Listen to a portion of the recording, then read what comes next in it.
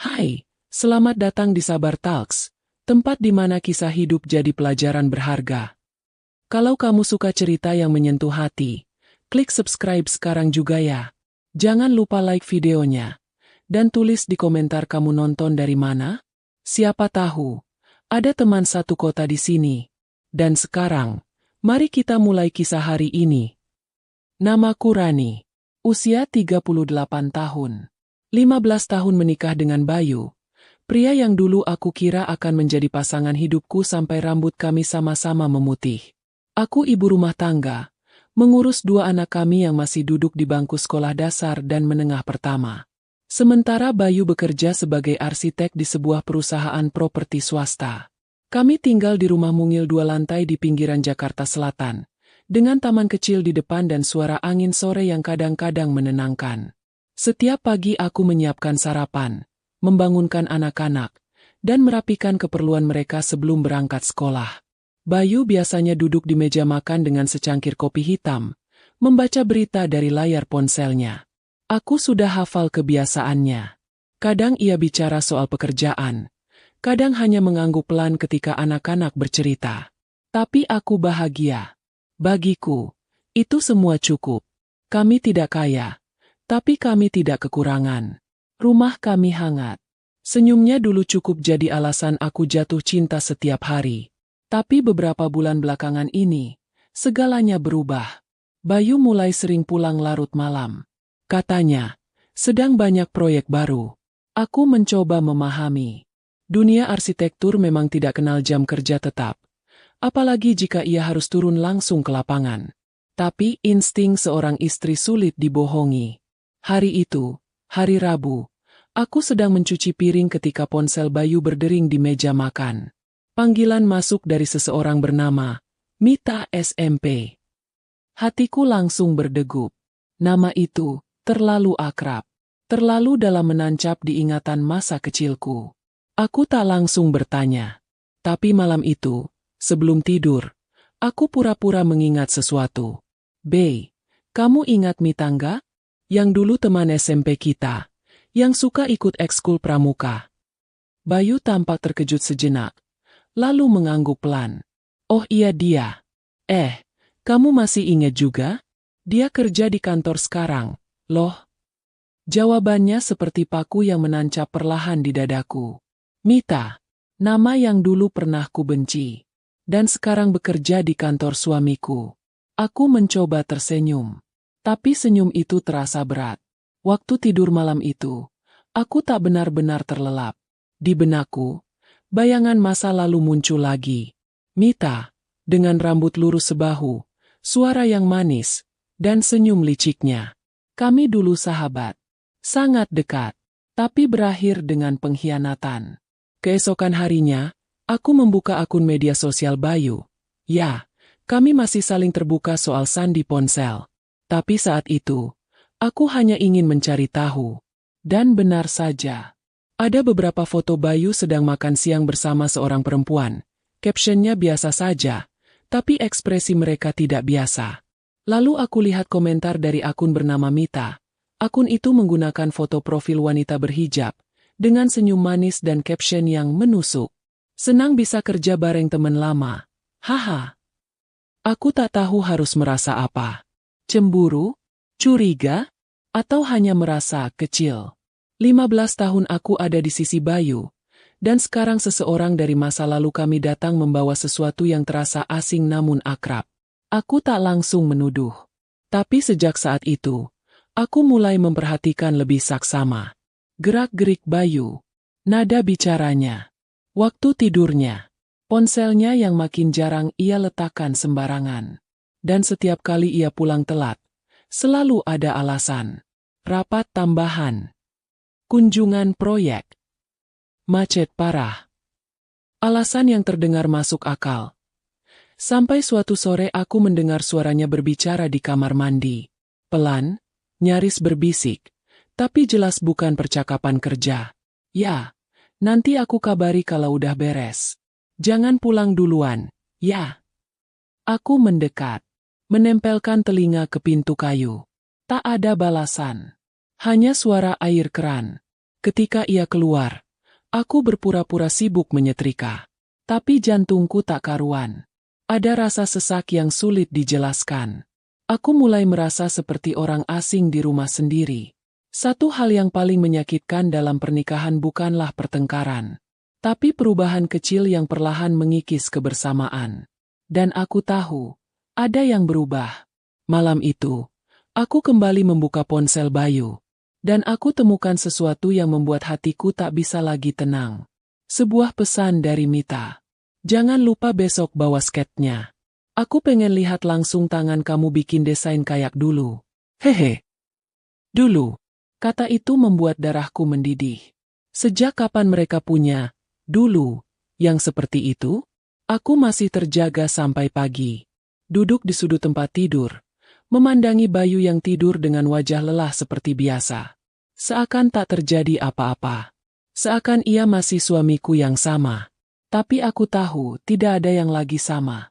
Pagi itu, ketika Bayu pamit ke kantor, aku hanya diam. Mataku menatap kosong ke lantai. Namun dalam kepala, pikiranku bergemuruh. Aku tak sanggup menatap wajahnya. Tidak setelah pesan itu. Tidak setelah aku melihat bagaimana perempuan bernama Mita itu mulai menanamkan dirinya ke dalam celah-celah hidupku. Celah yang kubangun selama 15 tahun dengan susah payah. Aku mencoba menjalani hari seperti biasa. Tapi rasanya, setiap benda di rumah ini seperti menjadi saksi bisu. Cangkir kopi di meja makan, jaket kerja Bayu yang tergantung rapi, bahkan sandal rumahnya di dekat pintu. Semuanya terasa seperti pengingat bahwa aku sedang kehilangan sesuatu yang berharga, tanpa sempat mempertahankannya. Siangnya, aku menjemput anak bungsuku di sekolah. Ia naik ke motor dan langsung bercerita tentang lomba menggambar. Tapi jujur saja, aku tak mendengarkan. Senyuman di wajahku hanya tempelan. Sesampainya di rumah, aku rebah di ranjang, dan ingatan itu kembali menari, kenangan tentang Mita. Aku dan dia dulu sangat dekat. Kami duduk sebangku di kelas 2 SMP. Mita pandai bicara dan punya cara menarik perhatian semua orang. Awalnya aku kagum. Lalu kami berteman. Tapi seiring waktu, aku mulai tahu siapa dirinya. Mita bukan sahabat biasa. Ia senang jadi pusat perhatian. Dan diam-diam, ia suka merusak hal yang bukan miliknya. Waktu itu, aku menyukai seorang teman kelas bernama Ardi. Mita tahu itu. Tapi justru dia yang mengaku suka duluan di depan Ardi. Lalu menyebar gosip seolah akulah yang memaksa-maksa Ardi agar membalas perasaanku. Aku dipermalukan. Nama baikku hancur di kalangan teman-teman. Sejak itu, aku dan Mita tak pernah bicara lagi. Dan sekarang dia kembali. Bukan sebagai anak SMP yang jahil, tapi sebagai perempuan dewasa yang entah bagaimana berhasil masuk ke hidup suamiku.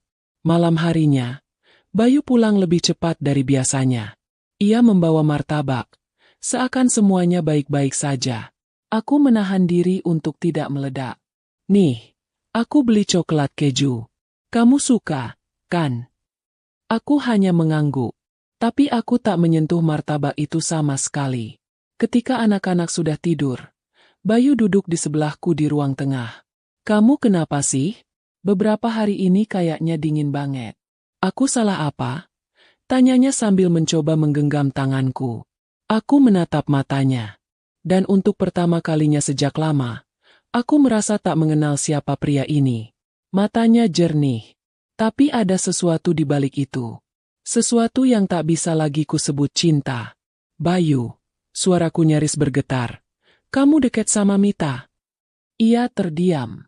Hanya beberapa detik. Tapi cukup membuat napasku tercekat. Dia cuma teman kantor. Kenapa nanyanya gitu? Cuma teman kantor? Aku mengulang dengan suara lebih rendah. Kayak kamu dan aku dulu. Cuma teman kampus. Sebelum akhirnya nikah. Bayu mengerutkan kening. Rani, kamu mikir apa sih? Nggak ada apa-apa sama Mita. Aku tersenyum miring. Pelan-pelan, aku berdiri dan berjalan ke lemari. Mengambil sebuah map berisi cetakan tangkapan layar dari percakapan mereka, yang semalam aku kirim ke email pribadiku. Aku serahkan tanpa kata. Bayu menerimanya, membaca, dan wajahnya perlahan kehilangan warna. Aku nemu ini di HP kamu. Kamu tahu, aku bahkan gak berniat nyari. Tapi kok semesta kayak sengaja nunjukin. Bayu mengusap wajahnya. Kamu salah paham.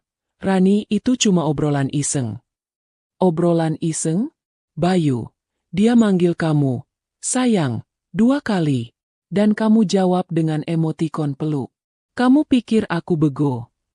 Ia tak menjawab. Hening mendominasi ruangan. Detik berjalan seperti gergaji tumpul yang menyayat pelan-pelan. Aku meninggalkannya malam itu. Masuk ke kamar anakku yang paling kecil dan tidur di sana. Bukan karena ingin drama. Tapi karena aku tahu, aku tak sanggup tidur di sebelah seseorang yang menyembunyikan hal besar di balik diamnya. Hari-hari berikutnya, Bayu mencoba memperbaiki sikap. Ia pulang tepat waktu. Membantu mengantar anak-anak ke sekolah. Bahkan mengajakku makan malam di luar. Tapi aku tahu semua itu hanya tempelan. Ia tak pernah bicara soal Mita lagi. Tak pernah menjelaskan secara tuntas. Dan diam-diam, aku tahu mereka masih berhubungan. Salah satu teman lamaku, Yanti, bekerja di gedung yang sama dengan Bayu. Ia menghubungiku lewat pesan singkat. Ran, aku gak mau ikut campur. Tapi kemarin aku lihat Bayu di voucher dekat kantor. Duduk berdua sama cewek berhijab. Mesra banget. Kayaknya itu Mita. Ya. Pesan itu membuat tanganku gemetar. Bayu bilang dia makan siang bareng klien. Tapi kenyataannya, dia makan siang bareng masa laluku yang paling kubenci. Aku memutuskan datang diam-diam ke kantornya. Bukan untuk membuat keributan. Tapi untuk melihat kebenaran dengan mata kepalaku sendiri. Pukul 1 siang, aku sudah duduk di kafe kecil seberang gedung kantor Bayu. Dari kaca, aku bisa mengamati area lobi dan voucher yang terbuka. Dan ya, benar saja. Sekitar pukul 12:15, Bayu keluar dari lift dengan seseorang. Mita. Aku nyaris tak mengenalinya. Ia berubah. Lebih cantik. Lebih percaya diri. Ia mengenakan gamis putih gading dengan blazer coklat muda. Senyumnya manis. Tapi aku tahu, senyum itu adalah senjata. Mereka duduk berdua. Dekat. Terlalu dekat untuk disebut rekan kerja. Mita menyodorkan sesuatu dari tabletnya. Bayu melihat. Lalu tertawa kecil. Tangan mereka bersentuhan. Tidak ada pelukan. Tidak ada ciuman. Tapi dari cara mereka memandang satu sama lain, aku tahu aku sudah kalah bahkan sebelum perang dimulai. Aku pulang tanpa bicara apa-apa. Di dalam hati, aku mengumpulkan serpihan yang berserakan. Tapi malam itu, aku hanya melakukan satu hal. Aku membuka album foto lama. Foto pernikahan kami. Foto kelahiran anak pertama. Foto saat kami naik motor butut berdua ke rumah mertua. Semua terasa seperti fiksi. 15 tahun. Hancur karena satu nama yang seharusnya sudah terkubur di masa lalu. Besok paginya, aku putuskan untuk menghubungi Mita. Bukan untuk memohon, tapi untuk menyudahi.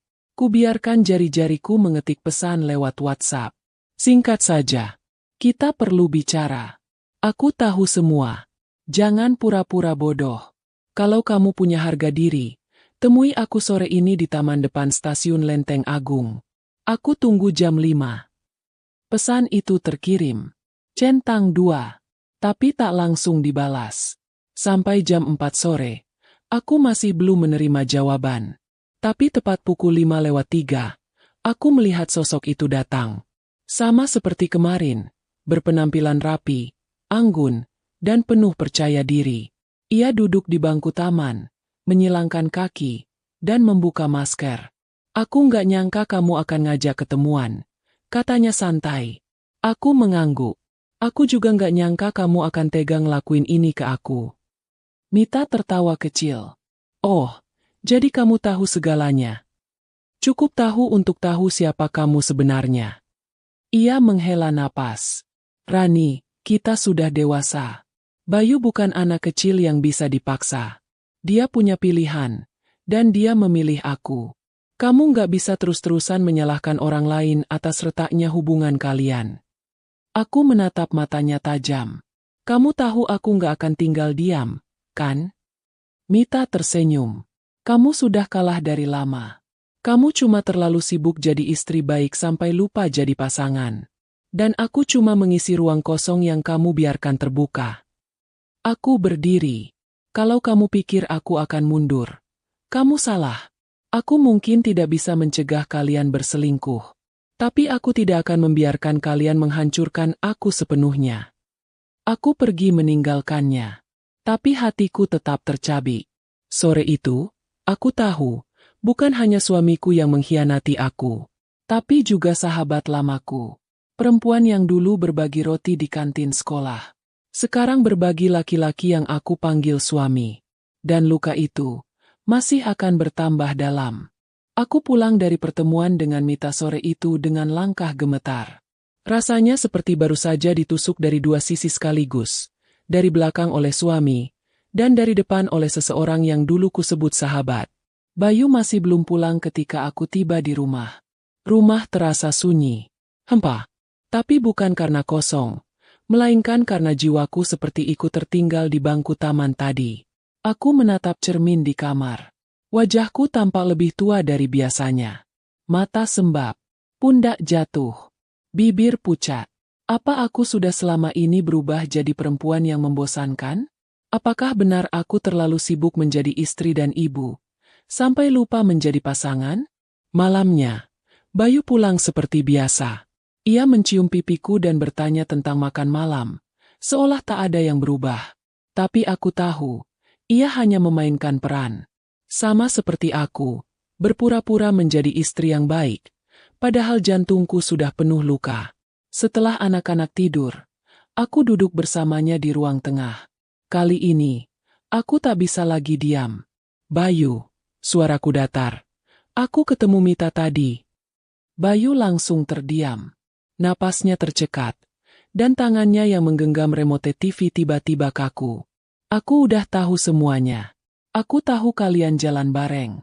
Aku tahu kalian lebih dari sekadar rekan kerja. Bayu tak menjawab, hanya menunduk. Aku cuma pengen tahu satu hal, lanjutku. Sejak kapan kamu mulai berbohong ke aku? Lama. Ia hanya menatap lantai. Lalu akhirnya berkata pelan. Sekitar 8 bulan. 8 bulan. Aku menarik napas panjang. Jadi selama 8 bulan kamu pulang larut. Alasanmu bukan kerjaan. Bayu mengangguk. Lambat. Awalnya cuma ngobrol. Ketemu di kantor. Nostalgia. Lalu makin sering. Dan aku gak bisa bohong. Ran. Aku nyaman. Aku menatapnya tajam. Nyaman? Jadi aku ini gak lagi nyaman buat kamu. Ia tak menjawab. Hatiku meledak. Tapi bukan dengan teriakan. Bukan dengan amarah. Justru dengan tangis yang jatuh tanpa suara. Aku menunduk. Air mataku membasahi baju tidurku. Bukan karena pengkhianatannya saja. Tapi karena aku terlalu percaya. Bayu, kataku pelan. Apa kamu cinta sama dia? Ia terdiam. Dan jawaban itu lebih menyakitkan dari apapun. Keheningannya adalah pengakuan. Aku gak pernah maksud nyakitin kamu, katanya akhirnya. Aku cuma gak nyangka bisa ketemu seseorang yang nyambung lagi setelah lama. Kamu pikir kita gak nyambung? Tanyaku dengan suara serak. Bukan gitu, Ran. Tapi kita udah lama gak ngobrol dari hati ke hati. Kamu sibuk anak, rumah, rutinitas. Kita kayak dua orang yang cuma hidup bareng, tapi nggak barengan. Seketika, tubuhku terasa lemas. Kata-katanya seperti pisau. Dan yang paling menyakitkan adalah, mungkin ada benarnya. Malam itu, aku tidak tidur di kamar. Aku tidur di sofa ruang tamu. Dan Bayu tidak mencegahku. Hari-hari berikutnya seperti hidup dalam lorong yang tak berujung. Kami masih tinggal serumah, masih makan bersama, masih saling menyapa. Tapi semuanya kosong. Semua terasa seperti formalitas. Ada jarak yang tak terlihat, tapi nyata. Dan aku tahu, kami hanya sedang menunggu waktu. Entah waktu untuk menyembuhkan, atau benar-benar mengakhiri. Aku mulai kembali menjahit. Dulu aku pernah bercita-cita membuka butik kecil. Tapi sejak punya anak, semuanya tertunda. Kini, aku menghidupkan lagi mesin jahit tua di pojok kamar belakang. Aku perlu sesuatu untuk bertahan. Sesuatu yang bisa membuatku berdiri tegak, ketika hatiku hampir tak punya tenaga. Suatu hari, aku sedang menjahit baju pesanan tetangga, ketika telepon rumah berdering. Bu Rani. Iya. Saya Ratih, teman Mita. Maaf mengganggu, tapi saya pikir ibu harus tahu sesuatu. Aku mengernyit. Saya kerja di kantor yang sama dengan mereka. Saya gak tahan lihat apa yang Mita lakukan. Dia bukan sekadar dekat sama Pak Bayu. Dia juga sedang dekat sama manajer proyek lain di kantor. Bahkan pernah ketahuan menginap di luar kota bareng laki-laki itu. Bukan Pak Bayu. Saya tahu ini mungkin mengejutkan. Tapi saya kasihan lihat ibu. Ibu terlalu baik untuk ditipu seperti ini. Tubuhku membeku. Tangan gemetar. Nafas tercekat. Terima kasih, Mbak Ratih. Saya akan pikirkan semua ini. Aku menutup telepon, lalu duduk di lantai. Lama, aku terdiam. Bahkan tak tahu harus marah atau bersyukur. Jadi, Bayu bukan hanya dikhianati olehku. Ia juga korban. Tapi anehnya, aku tidak merasa kasihan. Aku hanya merasa muak. Muak karena kami sudah saling menjauh begitu lama sampai ada ruang untuk orang seperti Mita masuk dan membuat rusak semuanya. Malam itu, aku menatap Bayu dari seberang meja makan. Aku tahu Mita bukan cuma sama kamu, kataku datar. Bayu mengangkat kepala. Apa maksudmu? Dia juga dekat dengan laki-laki lain. Teman kantormu. Mungkin kamu bukan satu-satunya yang dia jadikan pelarian. Bayu diam. Wajahnya pucat. Lalu ia berdiri dan masuk ke kamar. Aku tak tahu apa yang ia pikirkan. Tapi aku tahu satu hal. Rasa percaya itu sudah benar-benar mati. Seminggu setelahnya, aku membereskan lemari. Menyortir baju-baju yang sudah lama tak kupakai. Menata ulang isi rumah. Dan diam-diam, mulai menyiapkan keberangkatan. Aku tak bilang pada siapa-siapa. Tapi aku tahu. Ini bukan rumahku lagi. Aku mencintai rumah ini. Tapi lebih dari itu, aku mencintai diriku sendiri.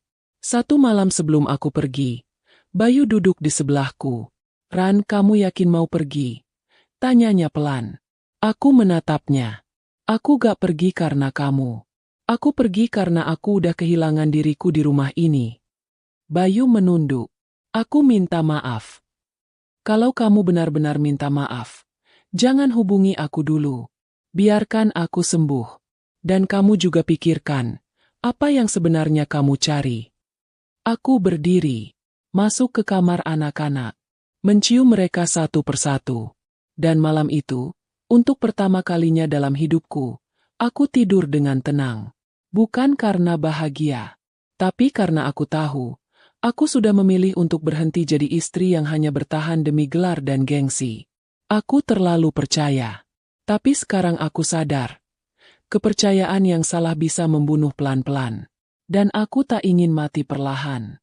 Itulah satu-satunya kalimat yang menuntunku ketika akhirnya aku memutuskan keluar dari rumah yang selama ini kusebut rumah tangga.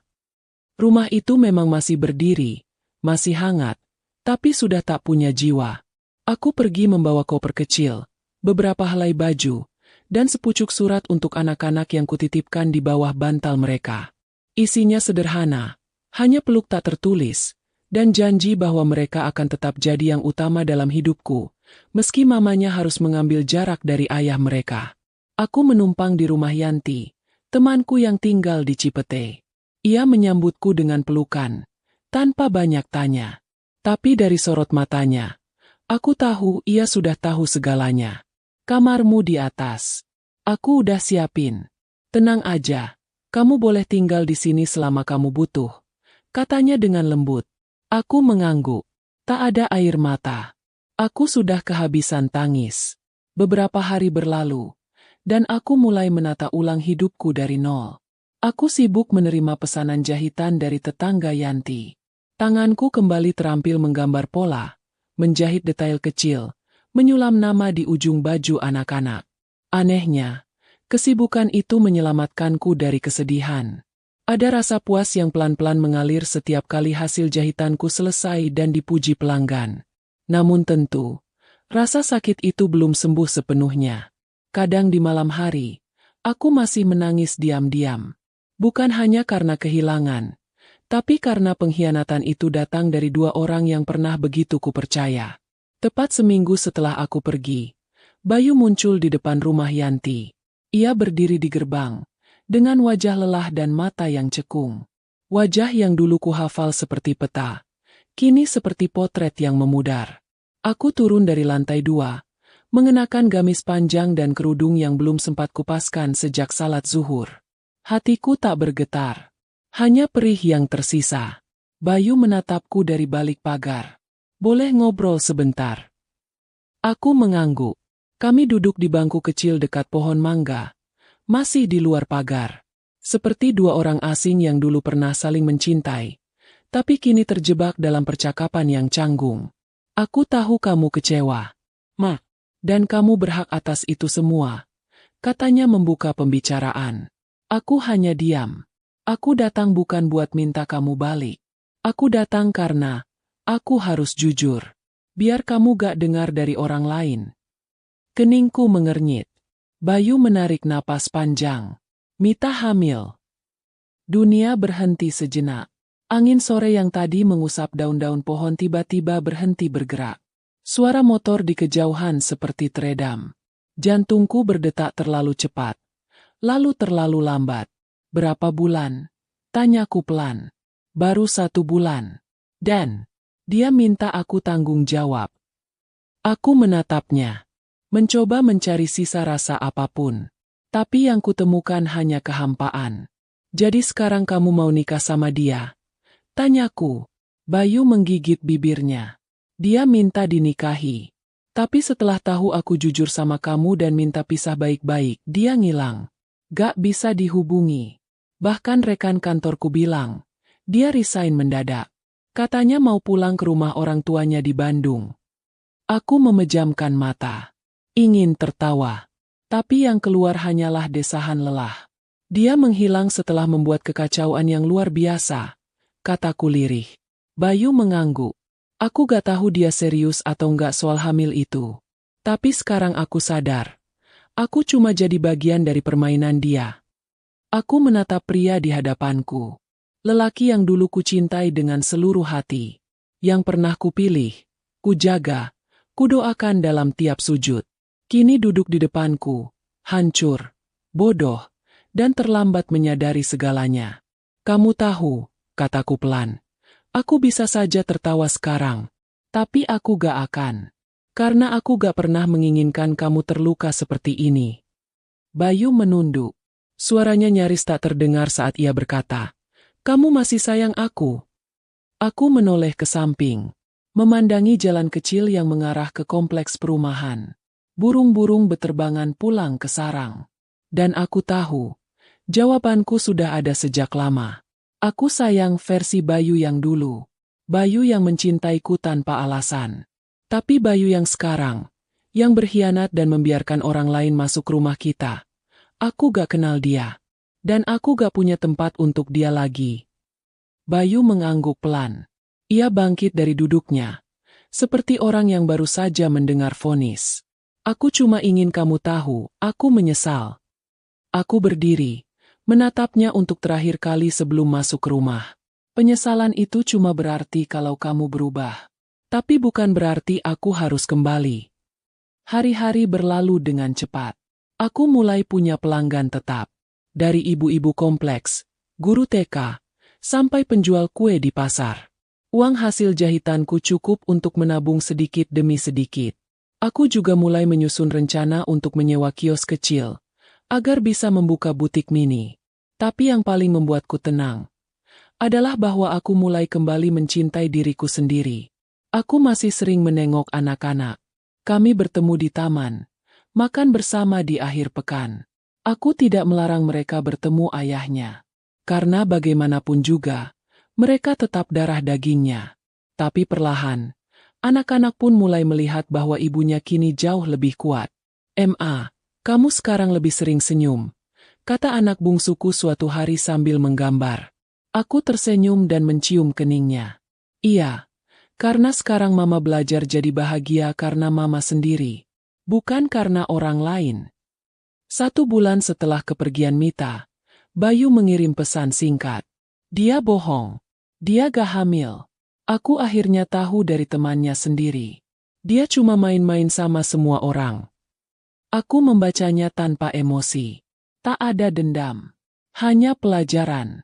Aku tahu kini, tidak semua luka harus dibalas. Beberapa cukup disembuhkan. Dan tak semua pengkhianatan harus ditagih balasannya.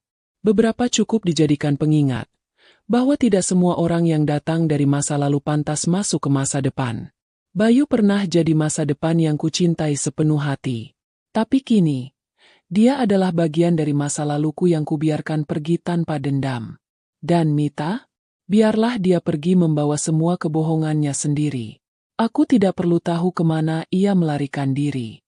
Karena aku sudah terlalu lama diam, terlalu lama percaya, dan terlalu lama bertahan untuk seseorang yang tak layak.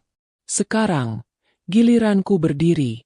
Bukan sebagai istri yang disakiti, tapi sebagai perempuan yang tahu kapan harus berhenti, kapan harus menyembuhkan diri sendiri, dan kapan harus mengatakan, Itulah kata yang akhirnya membebaskanku dari segala luka, dendam, dan rasa kehilangan yang selama ini menjeratku diam-diam. Setelah 15 tahun membangun rumah tangga yang akhirnya runtuh bukan karena badai besar, tapi karena retakan kecil yang tak pernah benar-benar kami perbaiki, aku tahu, ini saatnya untuk berjalan sendiri, dengan kepala tegak. Sudah hampir 2 bulan sejak aku pergi dari rumah itu. Dari hidup yang dulu kuanggap segalanya. Kini aku menatap pagi dengan cara yang berbeda. Tanpa rutinitas membuatkan kopi untuk seseorang yang hatinya bukan lagi milikku. Tanpa rasa takut ditinggalkan. Karena aku sudah lebih dulu melepaskan. Pagi ini, aku membuka kios jahit kecil yang baru sepekan lalu resmi kutempati. Letaknya strategis, dekat pasar, dan tak jauh dari sekolah dasar tempat anak bungsuku belajar. Kios itu sederhana. Dindingnya belum sepenuhnya dicat, tapi ada cermin tinggi di sudut ruangan. Manekin berdiri anggun mengenakan gaun hasil tanganku, dan meja kerja penuh benang warna-warni. Kios itu adalah mimpi lamaku yang tertunda.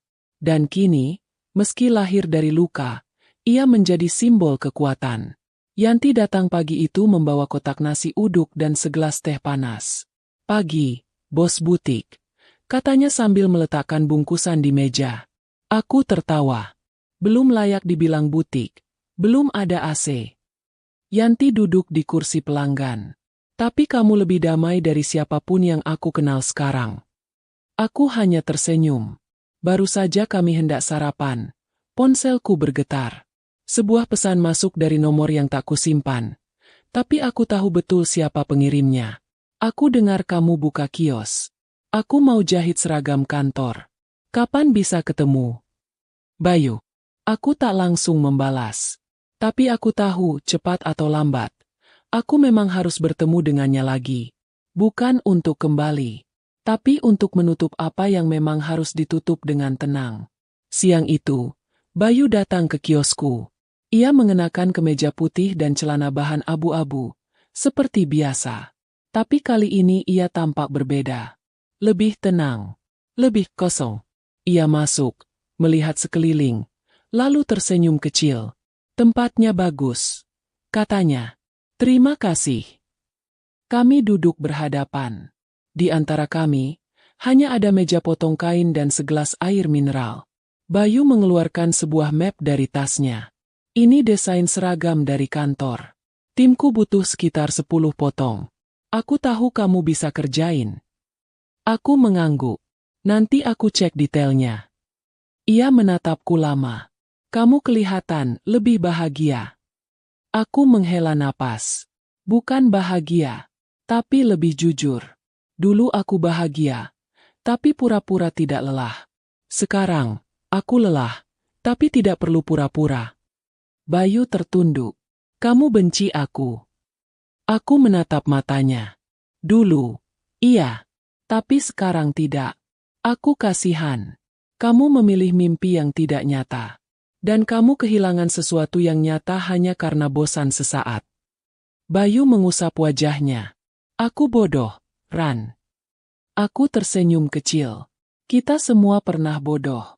Tapi kita juga berhak jadi lebih baik. Bayu berdiri. Aku gak akan ganggu hidupmu lagi.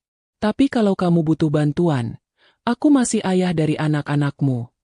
Dan aku masih ibu dari anak-anakmu, jawabku. Tapi kita bukan lagi suami istri. Aku sudah berdamai dengan itu. Sebelum keluar dari kios, Bayu menatapku untuk terakhir kali. Kamu hebat, Rani. Aku tak menjawab. Karena aku tahu, aku memang hebat. Tapi bukan karena pujiannya. Melainkan karena aku bertahan saat semuanya runtuh. 2 minggu setelah itu, kiosku mulai ramai. Dari 1 pelanggan, jadi 5. Dari 5, jadi 10. Bahkan ada yang pesan gaun wisuda dan kebaya pernikahan. Aku tak pernah menyangka hidupku bisa balik arah secepat ini. Tapi aku bersyukur. Aku tidak menunggu keajaiban datang dari orang lain. Aku menciptakannya sendiri. Suatu malam, saat aku sedang menjahit lembur, anak sulungku menelepon lewat video call. Mama, lihat ini dong. Tadi aku dapat juara 2 lomba pidato. Ia menunjukkan medali plastik dan piagam. Aku tersenyum lebar. Wah, hebat banget. Nanti mama buatin baju pidato yang lebih keren ya buat lomba berikutnya. Wajahnya bersinar. Mama bahagia, ya? Aku terdiam sejenak. Menatap anakku yang wajahnya mengingatkanku pada Bayu. Tapi juga pada kekuatan yang kupunya untuk tetap jadi ibu terbaik meski hatiku pernah patah. Iya, sayang. Mama bahagia. Karena sekarang mama tahu. Bahagia itu bukan soal siapa yang menemani. Tapi soal siapa yang tetap bertahan. Beberapa waktu kemudian, aku bertemu lagi dengan seseorang dari masa lalu. Tapi bukan Bayu. Bukan Mita. Melainkan seseorang yang dulu pernah aku tolak dengan alasan, aku sudah bahagia. Namanya Reno. Teman kuliah. Dulu ia sempat menyukaiku, bahkan menyatakan cinta. Tapi aku menolaknya karena saat itu aku yakin Bayu adalah satu-satunya. Kami bertemu di acara reuni kecil alumni kampus. Ia kini dosen seni rupa, dan masih seperti dulu, humoris, ramah, dan hangat. Kami duduk satu meja. Dan untuk pertama kalinya setelah sekian lama, aku tertawa karena obrolan laki-laki, bukan karena basa-basi pernikahan. Saat ia mengantarku pulang, ia berkata, "Kamu tetap seperti dulu, tapi sekarang lebih kuat." Aku hanya tertawa. Dulu aku lemah tapi dilindungi. Sekarang aku kuat karena pernah ditinggalkan. Ia mengangguk pelan. "Kalau kamu siap, aku ingin mengenal kamu, yang sekarang." Aku tak menjawab malam itu. Karena aku tahu, hidupku bukan tentang mencari pengganti. Tapi tentang memastikan bahwa kali ini, aku mencintai diriku terlebih dahulu, sebelum mencintai orang lain. Hidup memang tak selalu berjalan seperti rencana. Kadang orang yang kita perjuangkan justru menusuk kita dari belakang. Kadang masa lalu datang bukan untuk memperbaiki, tapi untuk menghancurkan. Tapi satu hal yang ku tahu sekarang, tidak semua kehilangan berarti kehancuran. Beberapa justru awal dari kemenangan. Aku pernah jadi istri yang dicintai. Lalu jadi istri yang dikhianati. Tapi sekarang, aku adalah perempuan yang memilih bertahan bukan karena laki-laki, bukan karena anak, bukan karena status. Tapi karena aku tahu, diriku layak untuk diperjuangkan oleh diriku sendiri.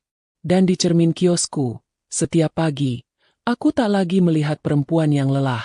Aku melihat Rani yang utuh, meski pernah hancur.